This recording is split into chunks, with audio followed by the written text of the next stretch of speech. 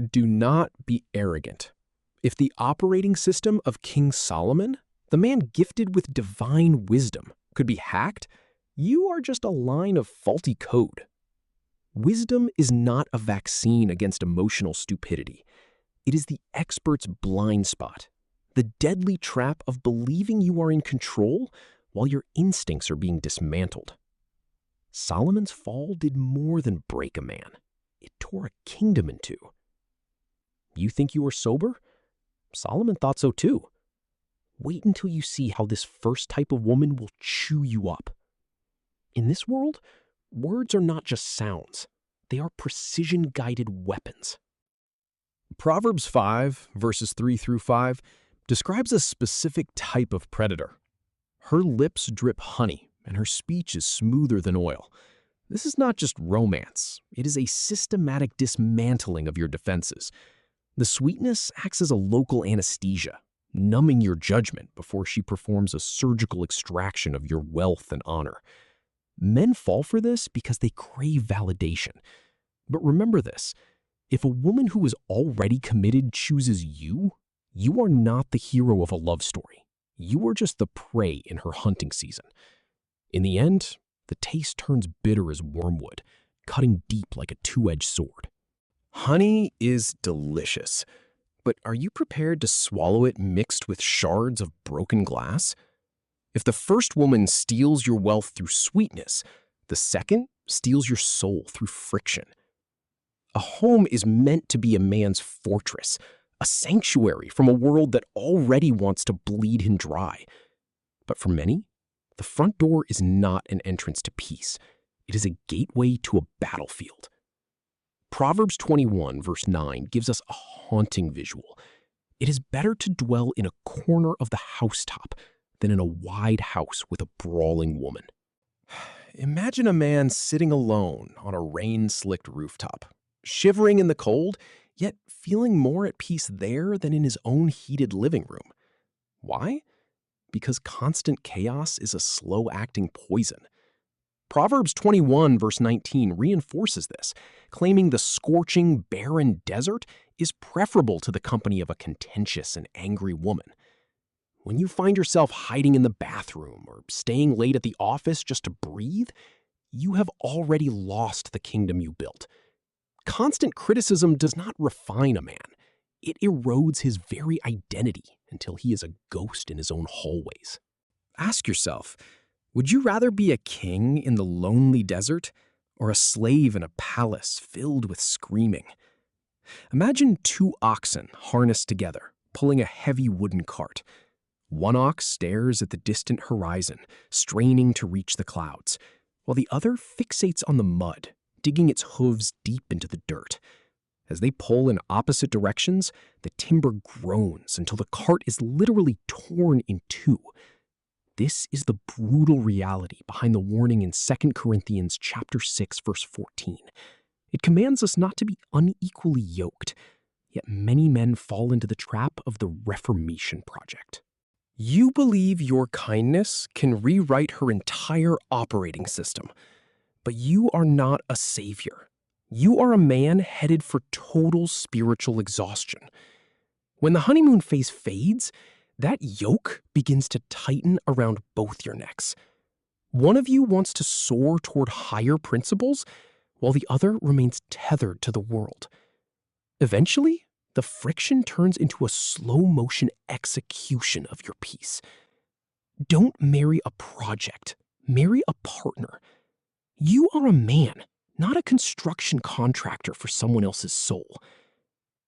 Seduction is the ultimate marketing campaign for a hollow product.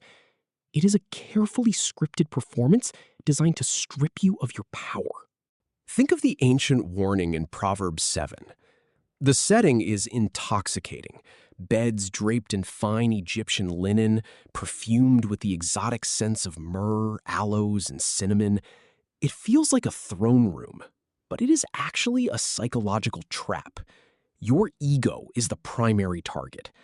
She feeds you lines that make you feel like James Bond, the hero of a high-stakes thriller, while in reality, you are nothing more than an ox walking blindly to the slaughter.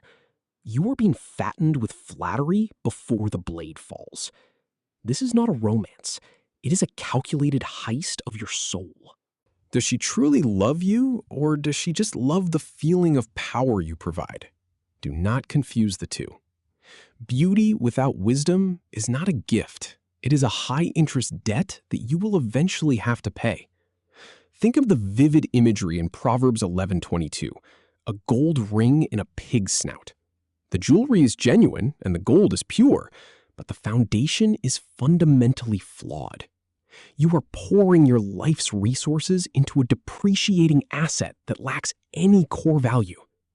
When you choose a partner based solely on a surface-level aesthetic, you are attempting to build a skyscraper on shifting sand. It is like building a house entirely out of flowers. At first, the colors are vibrant, but as the heat of reality sets in, those petals wilt, turn gray, and the entire structure crumbles to the ground. This is the warning of Proverbs 16:18. Pride goes before destruction. An arrogant woman does not see you as a partner. She sees you as a luxury accessory, like a designer handbag. But beauty cannot negotiate a business contract. It cannot manage a crisis, and it cannot pay the bills. Are you looking for a wife to help you build a lasting empire? Or are you just looking for a doll to put on display until she inevitably grows old? Imagine a gold prospector standing waist-deep in a freezing, rushing stream. He is sifting through tons of worthless silt and jagged rocks just to find one tiny, glimmering flake of gold. This is the active reality of Proverbs 18:22. It says, "He who finds a wife finds a good thing." Finding is an intentional, high-stakes hunt, not a passive accident. You are not a victim of your options. You are the architect of your standards. Many men rush into a disaster because they fear the silence of an empty house. But remember, it is far better to be lonely in an empty room than to be lonely inside a toxic marriage. Whether it is the loyalty of Ruth, the courage of Esther, or the spirit of the Proverbs 31 woman, these archetypes are not found by settling. They are discovered by those who refuse to compromise. This video is not about hating women. It is about hating the way you are willing to destroy your entire future because you were too impatient to wait for the gold. You know, looking back at these ancient warnings, it is clear that the greatest battle you will ever fight is not with another person, but with your own impulses. We often mistake a flash of neon light for the steady, warm glow of a home. But building a legacy requires more than just chemistry. It requires a partner who stands on the same solid ground. The lesson is simple.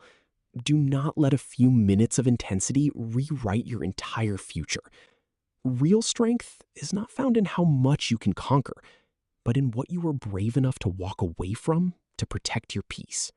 You are the architect of your own life. Choose your partner with the same precision a master builder uses for a foundation, because the house you frame today is exactly where you will have to sleep tomorrow. You were never meant to go to war alone.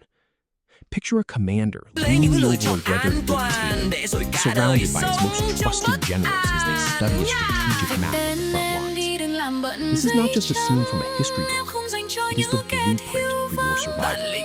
You must move your life from the abstract realm of theory into the real-world trenches of battle. And to do that, you need counsel.